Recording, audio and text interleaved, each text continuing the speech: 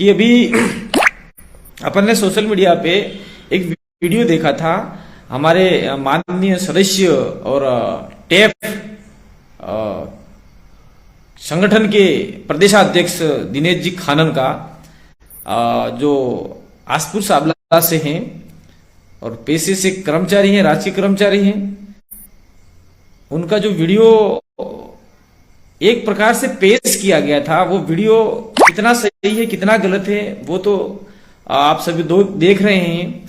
कुछ भाषा ऐसी थी जिसमें दिनेश जी को उस्काया गया था कि भाई आप ऐसा बोलें, तो दिनेश जी ने उस आदमी के प्रति कोई गलत व्यवहार नहीं करके उनको सीख दिया था कि भाई आप लोग आदिवासियों को लूट रहे हैं, आप लोग ज्यादा पैसा ले रहे हैं, कम पैसा लीजिए। और फिर वो 5 आदमी एक आदमी के ऊपर गिर गए थे और कुछ वो भी अभद्र भाषा बोल रहे थे। तो दिनेश जी से थोड़ा सा कुछ चुप ऐसा जैसा हो गया है। बाकी इसके अलावा दिनेश जी ने किसी प्रकार के किसी भी पुजारी को, किसी भी पंडित को, किसी भी सेवक को कोई अभद्र भाषा का प्रयोग नहीं किया। और जिस प्रकार से इसको प्रसारित किया जा रहा है, जिससे हमें लगता है कि आदिवासी इलाके में जो विकासात्मक जो मुद्दे हैं उससे भटकाने का पूरी तरीके से प्रयास चल रहा है। दूसरा, सोशल मीडिया के दिन भर के मैसेज और विभिन्न वर्ग के लोगों के मैसेज पढ़ने के बाद में ये आभास हुआ कि इस मुद्दे को वो राजनीतिक रूप देना चाहते हैं। वो सरासर गलत है, वो नहीं होना चाहिए। और हम लोग किसी वर्ग के विरोधी नहीं है, लेकिन भारत के संविधान में और विश्व के आदिवासी दर्शन को हम देखें तो आदिवासियों की कल्चर, सभ्यता, संस्कृति, परंपराएं, रीति नीति अलग है। उनके मौत मरण में भी आपका ये जो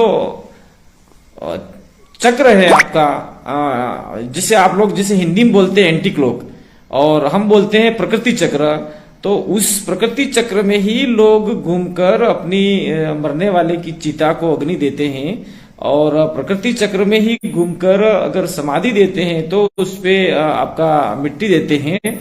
और नॉन ट्राइबल का है वो सारा आपका एंटी प्रकृति चक्र में काम होता है।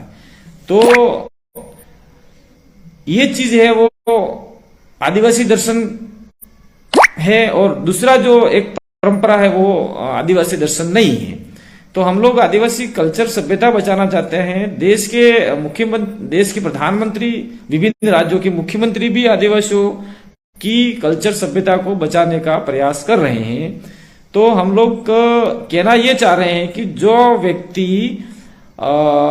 सेवक, पुजारी, पंडों से अगर पूजा करवाना चाहता है तो करवाए, कोई हमें आपत्ति, एतराज नहीं है। लेकिन मैं हमारा आदिवासी समुदाय से कहना चाह रहा हूं, मैंने दोपहर में एक वीडियो वायरल किया था कि जब आपका बच्चा जन्म होता है, आपके घर में नारियल हवन करना है, पाठ पूजा करना है, तब तो अपन लोग हमारे गांव के भगत मेट कोटवाल से पूजा करवाते हैं।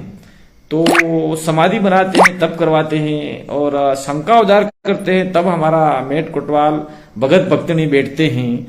तो ये जो अंतिम क्रियाक्रम है, आपका जो बाल और नाखून ले जाने की परंपरा है आदिवासियों में, न कि हड्डी ले जाने की।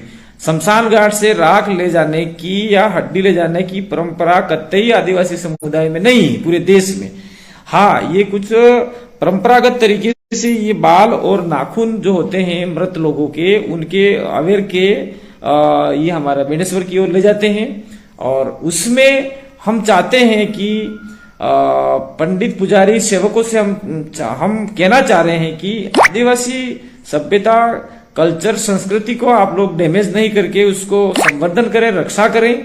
और आपके तरीके से अगर पूजा करते हैं और आपके तरीके से उनको चलाने का प्रयास करते हैं तो ये आदिवासी ट्रेडिशनल गुण का हनन होगा। इसलिए मैं चाहता हूं, मैं नहीं, हमारा पूरा समाज चाहता है कि उस समय आपके गांव के मेट, कोटवाल, भगत जो भी हैं उनको ले जाएं और जो भी दान दक्षिणा देना है उनको देवें। और इसके अलावा भी आपका मन नहीं भरता है तो उसके आसपास में बहुत सारे गरीब लोग रहते हैं, जैसे जोगी हैं, रावल हैं, आपका कुछ और कम्युनिटी के लोग हैं जो वहां हमारे परंपरागत तरीके से लेते आए हैं, तो उनको देने का प्रयास करें। दूसरा बात यह है कि एक छोटी सी घटना आप लोग इसको मन से और दिल से समझिए। एक छोटी सी घटना जिन लोगों के साथ में पीड़ा हुई, तो दिनेश जी वहां पहुंचे और दिनेश जी के पहुंचने के बाद जिस प्रकार का जो बात हुआ, उस बात को किसी लोग ने वीडियो से वायरल किया, वो उचित नहीं था और करना भी नहीं चाहिए था।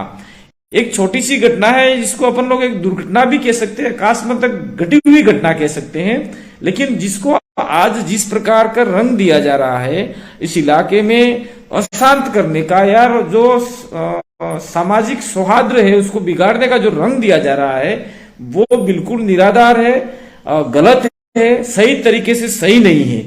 दूसरी बात, साथ साथ में आज किसी एक व्यक्ति का वीडियो वायरल हुआ, वो व्यक्ति हमें लगता है कि वो व्यक्ति आपका अनुसूचित क्षेत्र का या आदिवासी इलाके का नहीं है, वो विप्र फाउंडेशन का कोई मेंबर्स है जो शायद जयपुर साइड के हैं। उस व्यक्ति ने दिनेश भाई को गुंडा, बदमाश, न जाने क्या क्या गालियां दी। तो हम तो चाहते हैं कि भाई दिनेश भाई और हमारे आदिवासी इलाके के जो भी सदस्य जो आदिवासी समुदाय की रीति नीति को मानते हैं, तो आदिवासी को गुंडा और अनेक प्रकार के जो ऐसे गालियां जैसे शब्द दिया है, तो उस पर एट्रोसिटी एक्ट का मुकदमा दर्ज करवाए। साथ ही हमारे आदिवासी इलाके के अंदर चाहे हमारा जनरल हो, चाहे ओबीसी हो, चाहे एससी हो, चाहे माइनॉरिटी हो, चाहे आदिवासी हो, ये हमारा आपसी मसला है, उसको हम लोग बैठ के निपटारा करेंगे। आप लोग जानबूझकर इस इलाके में अशांति फैले ऐसे बयान क्यों दे रहे हो? आपको हमारे इलाके में दखलंदाजी देने की जरूरत नहीं है। यहाँ का राजपूत भाई है, यहाँ का ब्राह्मण भाई है, यहाँ का मुस्लिम भाई है, यहाँ का ओबीसी भाई है, यहाँ का दलित भाई है, यहाँ का आपका आदिवासी भाई है। वो हम लोग, हमारी यहाँ परंपरागत व्यवस्था है न्यावटा कादिरा करने की, जिसको संविधान ने आर्टिकल 13(3) में पावर दे रखा है और आपका पैसा एक्ट में पावर दे रखा है, 5वीं अनुसूची के आर्टिकल 244(1) में पावर दे रखा है। तो वो पावर का हम लोग इस्तेमाल करेंगे और हम लोग हमारे तरीके से हम लोग निपटारा कर सकते हैं। तो आप लोग काहे को हमारे इलाके में कहते हैं लाड़े की बुआ बन रही है भाई? क्यों हमारे इलाके में आके अशांत जैसी घटना कारित करवाना चाहते हैं? ऐसा हम लोग कभी बर्दाश्त नहीं करेंगे। इसलिए हमारे यहाँ आपसी मामला है, हम लोग सुलटारा कर लेंगे।